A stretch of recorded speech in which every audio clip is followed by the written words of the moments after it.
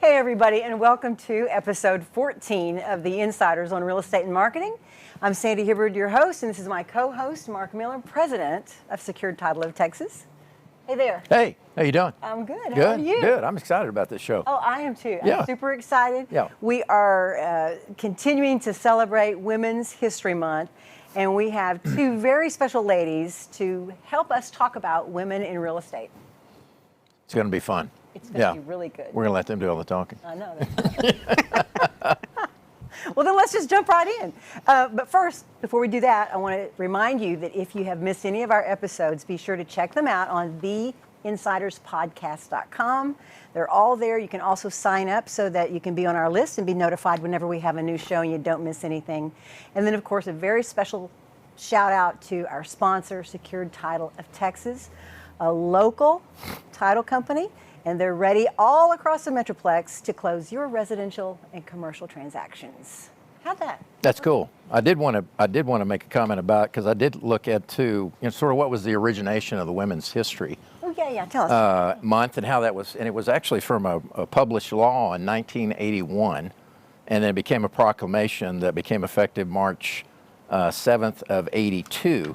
And I actually went and found the law, which was really pretty amazing when you think about it. This was written almost 40 years ago when that side, and it goes in and notating that women, for all your contributions and everything that you've done throughout history, that period of time, but it finishes with, whereas despite these contributions, the role of American women in history has been consistently overlooked and undervalued in the body of American history. Now, therefore, be it, and that became the resolution of that side. Cool. So 40 years ago, Lori and Susan, that's what was the recognition of all the contribution, but yet not the benefits of those contributions. So I thought that was just really interesting. We're working hard to get those benefits. You are, and that proclamation just continues through everyone. It was given to the presidents that they proclaimed every year this month of recognizing women. I think it's fabulous. So I've been creating a lot of content around that this month too, to bring ladies' stories to the forefront. And my little marketing tagline this month has been "Your Story, Our History," and we'll talk more about all that because we're going to hear your story. So let's meet our guests. Okay. I want to start with our very first guest, who is Lori Arnold. She is leader of a third-generation family-owned company with a sales volume in 2020 of $3.1 plus billion dollars. So this lady's been busy. Coldwell Banker Apex is currently the number one woman-owned and operated Coldwell Banker and the 55th largest brokerage in the U.S. And if that's not enough, Lori's brokerage firm has been named the top 50 fastest growing brokerages in the United States for 2 years now. Obviously, Lori is super busy running her successful company that touts over 975 agents stretched out over 20 offices throughout Texas. And growing. And growing. Yeah. Absolutely. So, Lori, welcome. We're so happy to have you on the show. Thank you. We appreciate it. And then our next guest, good friend of mine and colleague, is Susan Sine. And Susan has been with Coldwell Banker Apex for 5 years and been in the industry for 20 years. And then she's recently launched the Bale Sine Luxury Group, which I'm really excited about. And I think she's going to kind of be a disruptor and humanize the realm of luxury I have a feeling real of that. estate. Yeah, and take away a little bit of that stiffness, maybe add a little bit more of a fun to it. Despite the transactional value of the property, you can still have fun selling real estate, right? Always. Yeah. So we're so delighted to have both of you joining us today. really Thank are, you. Thank ladies. you for having us. It's Appreciate awesome. It's awesome. I have owned my own agency for 20 years. Yeah. And that has been crazy stories. And I've been focusing on real estate marketing for those 20 years. And it's fun to get with ladies to swap stories and get ideas. And I remember one little story here I'll share that I was, this was with Prime Lending. I was doing a special realtor group thing with them. And we brought realtors from all over the Metroplex. And one of the ladies in the group one time said, is this kind of not very cool that you're bringing realtors in from different brokerages? Aren't they going to steal each other's information? And because it was like a workshop. And everybody was like, no, this market's big enough for everybody. And so me sharing an idea with you that you can take to your market is me just supporting you and us being together. And I've always remembered that. And that's kind of how I view women in real estate. We kind of swap and share because we all have our own unique markets. But things have certainly changed over the years for us. So I want to start off the conversation with both of you asking you about challenges in a woman's business. And let's go back to 20 years ago, roll it forward to the present. What has changed? Lori, you're up. Okay, a lot has changed, and Marc's been in the business for over 40-something years in the title side. I started when I was 19, so I'm pretty close to that 40, Wow. Not quite there yet. But it was funny, you talked about that proclamation. That was the year I became a realtor, was Really? 1982. Okay. And so I grew up in a real estate family, and I think all of our children that grow up in a real estate family say they're never going to do that. And so my mom was an amazing agent, but she really had no interest in growing a company. Back in that time period, she was selling 100 houses a year with no assistant, no staff, no anything. And so she was really amazing. But I was around that 100 houses and said, I'm never doing that. And so my husband and I married really young, first year of college, and decided, that real estate gig doesn't look quite so bad. And so I got my license at 19, worked in the family business. We were a really small company with one office, 5 agents, all family. And I took over the ownership in 1990. And at that point in time, I had a young child. And so I think one of the things that women that own their own business struggle with is that balance between family and Absolutely. between our children. And so I went through 2 babies, 2 pregnancies, all of that, gosh. while running a company. And so we joined Coldwell Banker in 1993, and I always tease them we probably were one of their very smallest companies that ever, joined into the company. And today we're the 4th largest Coldwell Banker in the U.S. I have 3 men in front of me, all my buddies. But a lot has changed. Look out, guys. Yeah. Oh, they know. We are competitive with one another. They know. But, you talk about look out, guys. It's really interesting. Some of the most supportive people for us have not only been women, but it's also been great men that support us in what we do. And that stat that you read of us being the #1 woman-owned Coldwell Banker in the U.S., I didn't even realize it. It was those 3 friends that were above me that realized it and said, do you realize? I'm like, I don't know. Let's check. That's cool. And Coldwell Banker did the, research, and absolutely, So 20 years ago, we just had so many fewer resources than we have now. And I think the resources help us. They allow us to do it more efficiently, which does help us work towards that balance. But one thing about women in real estate, I think we've always had opportunity, and some industries haven't had that. And Good so point. we don't have the glass ceiling. We don't have those things. But one thing that is interesting is most of the top real estate firms in the United States are not owned by women. So when you look through RealTrend's top 500, over 90% of them are men-owned. And so the sales force is women. That doesn't surprise me. The ownership is not. Yeah. And so that is very, very unusual. So Very similar in the title business, Lori. it is, isn't it? Yeah. So lots has changed, but I do think that we have a lot more resources and ability to support one another, and that helps us with the balance and the things that we're looking for It as does, women. because I do think one of the biggest things is being able to balance work-life, It is. family. And with all of the technology, I think that makes it easier. What do you think? I agree. Susan? I was that agent 20 years ago. I had young children, so it was a solution to have balance where you could run a business and still be home and still go to soccer games and still be, integrated in your family life at home and still have control of a business. I was telling Lori earlier, though in 20 years, I never really looked at this business as male dominated or female dominated. I never thought about it. I never felt it was in competition on one or the other. I'm kind of a leave it on your field kind of girl. So just do the right thing and operate it, from that kind of stance. So I never looked at it as that competitiveness at all. Just strive to do your best with it and do the right thing. I think women, the opportunity there comes from a sense of empathy and from a sense of understanding, and I think maybe that has a little edge for women in it if they manage it right. I think that's important. Oh, Well, absolutely. the other thing is you guys had to multitask Right. as Oh, yeah, being we're a good at mom, that. as being a wife, and then the business. So I think that multitasking skill just perfectly transfers. transitioned into It this does. kind of business. Well, and it allows us to be able to do things with our families that if you had a 9-to-5 job, you could never do. Right. Right. And so, I had that opportunity when my children were small to be homeroom mother, be reading mom, and still have a very successful career. You can't always do that when you're in a 9-to-5. Well, so the it other, was the other really wonderful nice. thing is everybody that you're around while you're doing all that are all prospects They are prospects. to buy or sell property. I mean, it's They such are. a natural conversation to have when they say, what do you do? Exactly. And then That's why women are so successful in Yeah. real estate, because that synergy that we have with each other and that understanding, like you said, Lori, that's a great point. We kind of know each other. We know what we go through. Yeah. And to be able to have that helps us to reach out and develop relationships, which I think is really important.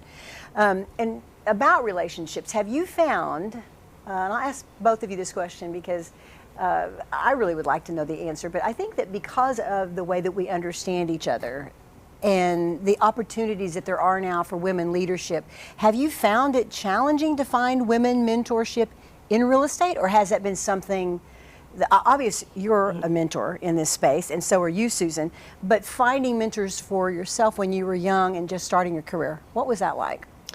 I don't know that I had that when I was young, and Susan will have to speak to hers. But I will tell you, one of the things I do love about our Coldwell Banker brand is that it is very women friendly. Yeah. And they recognize this. And so those opportunities, so like right now, we have something going on that's called What Moves Her. And so it's regular webinars, podcasts, all kinds of networking among women within the network. And so those things are happening just sort of naturally because you get exposed to these people who are willing to be that mentor. We're one of the few national brands that our COO is a woman.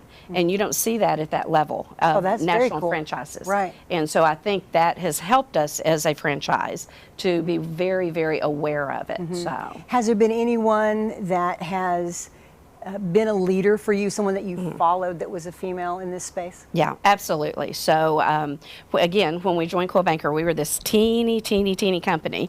And so I was watching all these big companies and what they did and who they were. And there is a wonderful lady in San Antonio, Coldwell Banker Deanne Harper. And so for me, Deanne was such a mentor. And Deanne has since retired. Deanne is probably, I don't know if it's okay for me to tell Deanne's age. She'd be okay with it, but she's probably in her 80s. And her daughter is my age, and she now runs that business. That's cool. And it's been a very neat transition because Deanne is a huge part of the growth that happened for my company. And I now mentor Lisa because even though she's my age, she had never been in the real estate business. So this is new for her running this company. And about a decade ago, Deanne and I put together a group of my top 25 agents and her top 25 agents that every year we meet, and they meet twice a year, and they share all of their ideals. And so, yes, Deanne for me absolutely has just been an amazing mentor. Yeah, I've seen that mentorship really abound and help so many ladies in this space. Susan, was there anybody in particular? Well, that of course, I want to has say been this lady sitting next to me and maybe a little bit of the history behind that too. But when I look back, I think women in general, it's really easy to align yourself with women that tear each other down. But I think there's so many women out there that can empower and can encourage. And I think that's what women do really, really well. I think sometimes the men's side is a little more regimented, a little more structured, and women see behind the curtain a little bit and what really is evoking a need or again empathy or something that forges somebody forward. That's a great point. Yeah, the empathy, the intuition that we have, that second sense that women are really gifted with. Right, and maybe they're not voicing it, and then Right. you just kind of have to kind of pull back the layers a little bit and understand what can really help. I've worked in leadership with Lori. I've worked in leadership in the past, in different points of my career, and it's the one thing that stands out to me as empowerment. If you can't surround yourself with people that are empowering, you need to find somewhere else to go. need to find someone You need to that find can. someplace else to go. Absolutely, I agree with that. You recently formed a partnership Right. with a friend and Right. a mentor in the business, and I think that let's use that to launch into talking about teams. I think that we were talking about the multitasking that women do, and the multitasking required in real estate. So does it help to have a team? Is it good to have another person or two or three that can help with your tasks? Yeah, whether it's an immediate team like mine, Right. where I have a partner and we really are in a line together. But I guess I'll even expand on that, even just within Apex. Our whole culture is a team. Yeah? So whether it's somebody at our corporate office, or whether it's somebody on the manager level, or whether it's somebody in relocation, or whether it's agents. Here's the thing at Apex, and it's not just about plugging this brokerage, but when you get a key to one office, it opens every office. So there's a platform where it's an acceptance, and Wow, it's an open and inviting door, and where it really is a culture driven, by Lori and Josh, or her son Josh, who's an integral part of the company. And when I met Lori, this was 5 years ago, I didn't know Apex. I knew Coldwell Banker, but I didn't know Apex at all. Right. And I was really seeking, and I was like at the stage of, maybe at that point I was about 16, 17 years in the business, and I was like, boy, I better get this right. I better get this figured out, and I better find the right place to land if I was going to forge business forward. And, I had a, 45-minute conversation with her on the phone, and then we met. And I was like, she is perfect. And I she needs to come here. She and is I literally said at the time, I said, I don't think in 17 years I've ever met somebody in this industry that had that much care. People at the helm usually are behind the scenes, and they're bean counting and they're orchestrating things from behind, but she's front and center. The brokerage is front and center. She knows every agent. She's accessible. She works 24/7 doing it, and I don't know how she does it, but that just carries down to other women in our company, all of them, men as well. But I mean, it does carry. It's contagious. You can't help. It's a trickle down. It's a trickle You're down. trickling down. Culture is so important. And I think so many times cultures just happen. They're not something that you think about and you grow. And, you grow as a leader. And probably about a decade and a half ago, I really made the decision. We had started to grow, and we had several hundred agents, and it started to not be fun anymore. And it really felt like it just wasn't fun anymore. And I came home one night and I told my husband that I had a particular agent that had multiple offices upset. And I'm like, how does one person have 3 offices mad at them? And I really made the decision at that point that we were going to start hiring to culture. And so Good, we are very serious about like it. And that. so we tell everyone when we interview them, it's not about them interviewing us, that we're looking for integrity. We're really serious that we have to know that, we do 11,000 transactions a year. We're not going to be there every day. I have to know when that gray area comes up, which side of the fence that you're going to land on, and it's got to be the right one.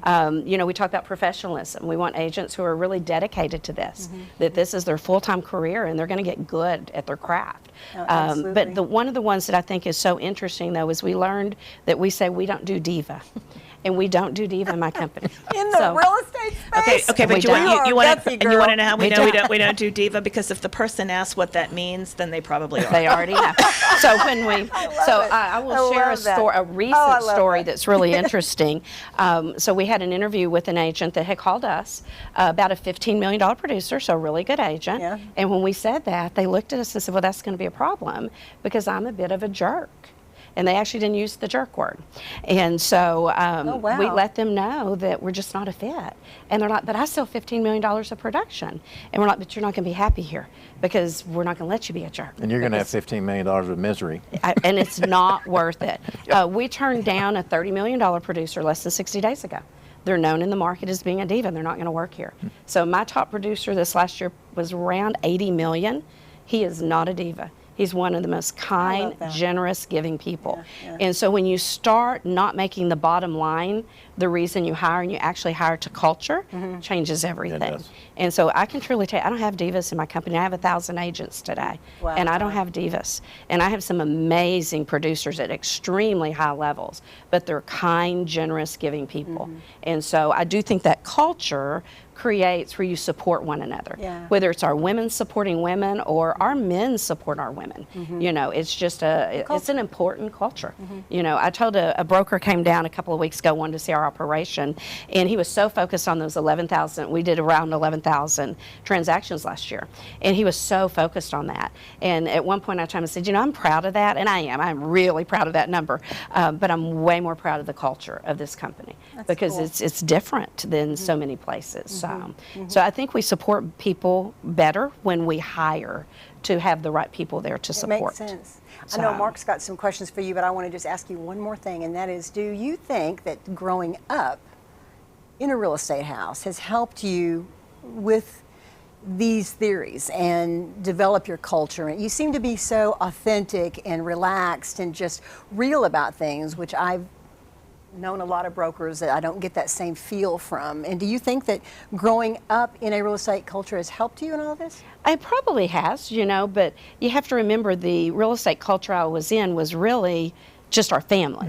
It wasn't that there were, and my mother is an amazing agent, but she did not want to take care of agents. She was very clear about that was not her vision. And so, you know, it's funny, I think life just introduces you to different people, different circumstances, and you grow. You know, you grow as a leader.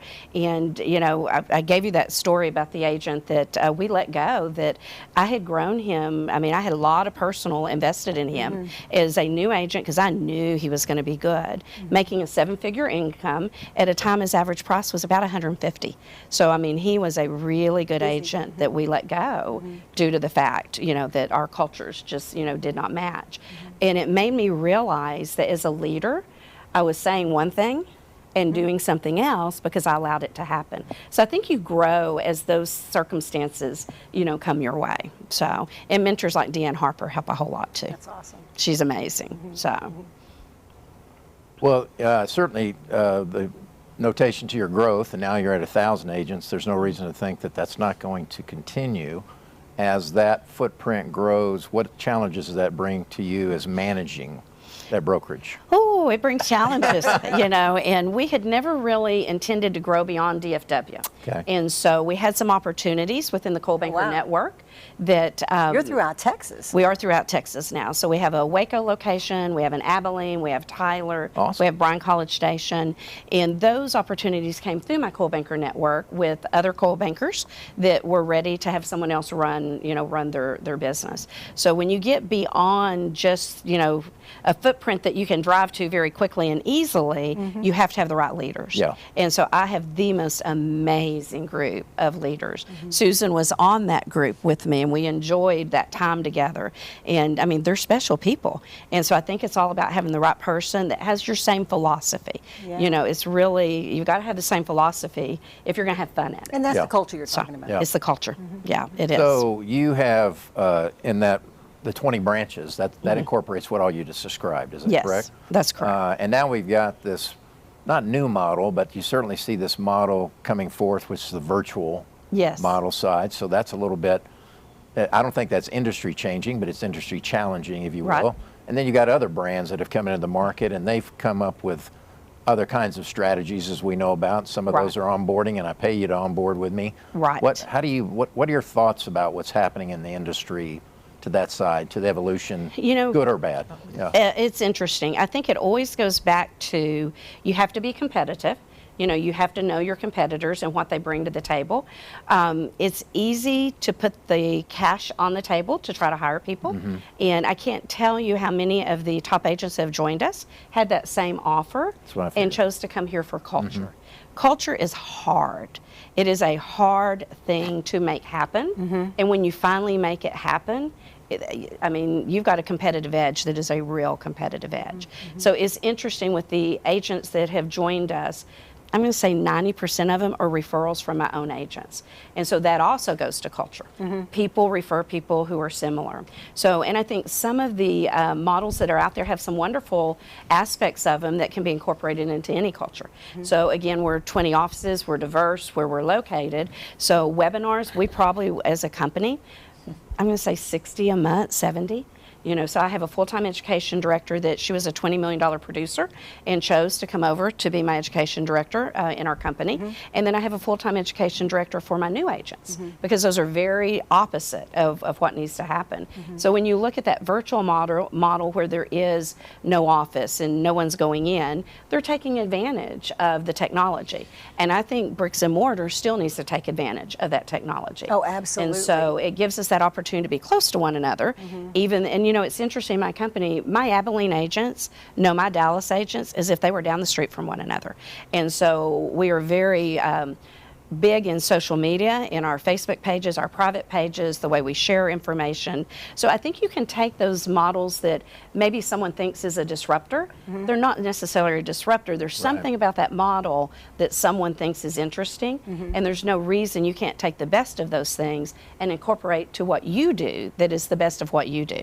And I think that's the same from an agent level. Well, that's where I was going for the agent level. I mean, when I go back and I look where we were, we're hitting on the year mark of you know, a pandemic year, that unprecedented year. And I look back on where we were as a company and what we did for agents back in, you know, February and March and April of last year. And why I think we were so successful is because we already had foundation and we already had the knowledge. We didn't have to go and reinvent a new way of working with clients. We had to modify. We had to, you know, we weren't all together in the same room. We had to put safety measures in place. But I'm talking about foundational education. A good example of that, you know, we did something, Lori did something back in May. It was called a mindset series. And we pulled in top panelists. I don't know, there were 7 or 8 of them over a course of maybe 6 or 7 weeks. And, you know, it allowed us to pivot without compromising service. That's awesome. And so that was a big deal. But I think when you're talking about some of these other companies that, you know, there's always going to be a new company. Yep. There's always going to be a new technology. There's always going to be something out there. For me, I guess it's about relationships, and it's about the brick and the foundation of the building blocks to doing it. So some of it I don't even pay attention to. And then if there is something, it just creates another opportunity. You know, you just you work it differently, your messaging made differently, and you bring it to attention as an opportunity. Yep. You know, I think right now what we're going through in the market that we're in right now just forges another opportunity with it. You know, we don't have to be in a fear-based environment with it. We just have to manage it. Yeah, and this is a completely different storm that we've probably ever navigated through before. We just have so many unusual circumstances. I mean, we all know inventory is the topic of time. It is. But we've also got this whole other unrealistic world that's out here, and it's called forbearance. Yeah. And somewhere out there, that's going to come to an interesting transactional environment in real estate. Our rates are staying fairly, you know, stable. We're going to get a little tick up and down, but I mean, we just have so many things that we don't know what the outcome's going to be, that we can't really reach back on our cycles of having been in the business. Exactly. We can kind of give by experience. At least it makes us at least contemplative about what we will do in a strategic side of that. So I'm curious, kind of, Lori, how you look at what's happening in that. Well, and you know, you said something just now, Mark, about you can't look at that history to really know. And so I think that's where it comes back to being able to pivot. You know, you're not always going to know what the future holds, and you're just going to have to pay attention and change as quickly as you can. So I do think pivoting fast and not just sitting and waiting, oh, it's going to get better. You got to do it quickly, and that's really, really important. And as we went into the pandemic, that was one of the things that I struggled with in helping agents, is because so many of them were fearful, and when you're operating from a place of fear, you're not going to be successful. You know, and we really talked a lot about, you know, you've got to have some courage.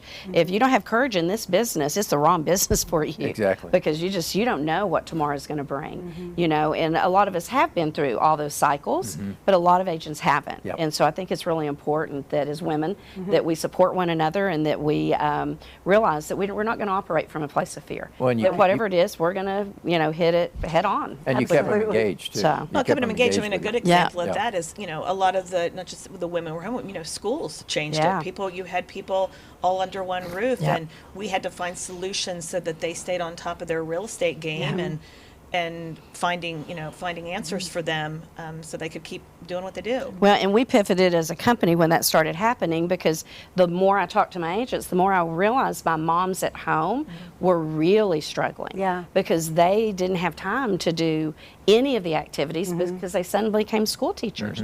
And so we put our heads together. We did webinars for our moms, our dads that were working at awesome. home. Different times of the day. We did different times of the day. We So put they had ideas- support from you So they had guys. support and ideals from other agents that were making it work. Yeah. So I mean, we actually had a series that was about parenting during the pandemic while great you idea. want to be a full-time agent, Yeah. you know.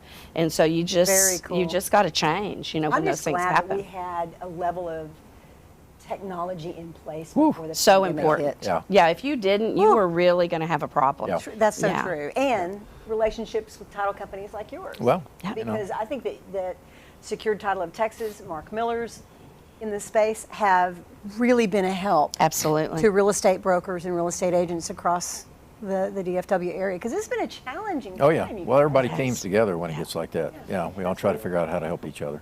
Well, and I think the pandemic affected us in ways that we are just starting to realize. Yeah. As a company, we were very lucky. I mean, and I don't really believe in luck. I believe my agents worked really, really hard. And we ended up being up about 25% last year. Market was up 3 to 5. We were up 25. That's a big, big difference. But I think we're starting to realize how much we have missed one another. And so we really made the decision this year that we want to be socially distanced, we want to be safe, but we were not going to do an awards by webinar. And so we got creative.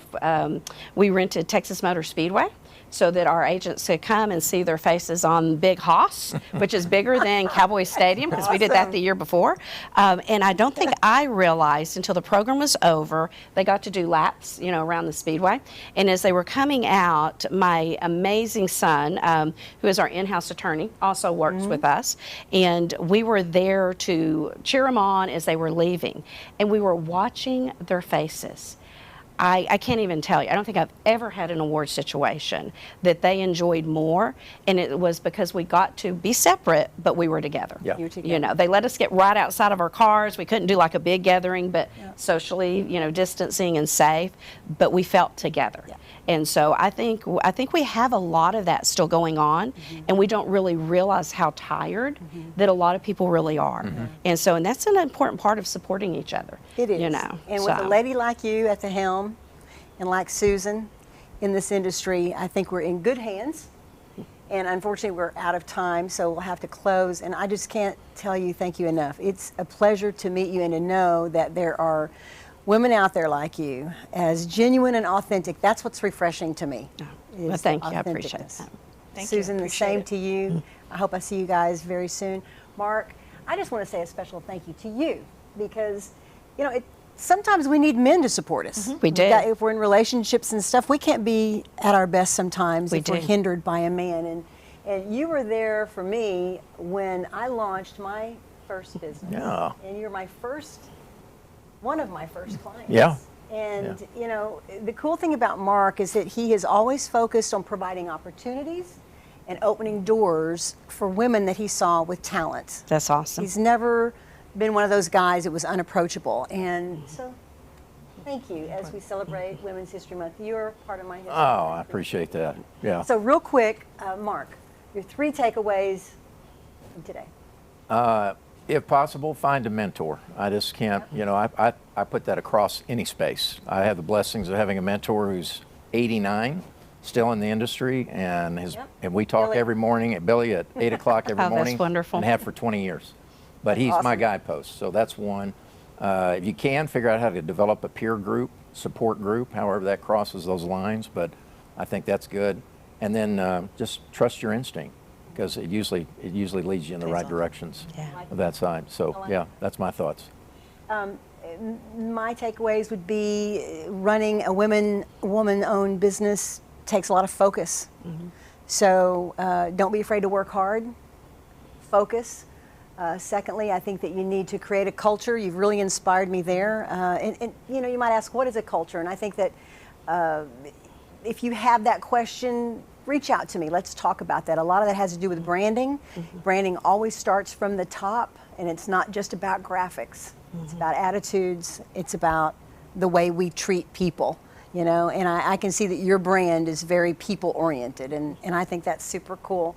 And there's a new camaraderie among women today. Another thing I'm seeing that I really love. I think that our time being alone and sequestered with our children going halfway crazy this last year has really given us all a better understanding of each other. So let's take that out and share it not only with women but with the world, and let's learn to love and be more embracing and more tolerant, and let's kick some tail this next meeting. Absolutely. Let's do it. Ciao, everybody. We'll see you next episode.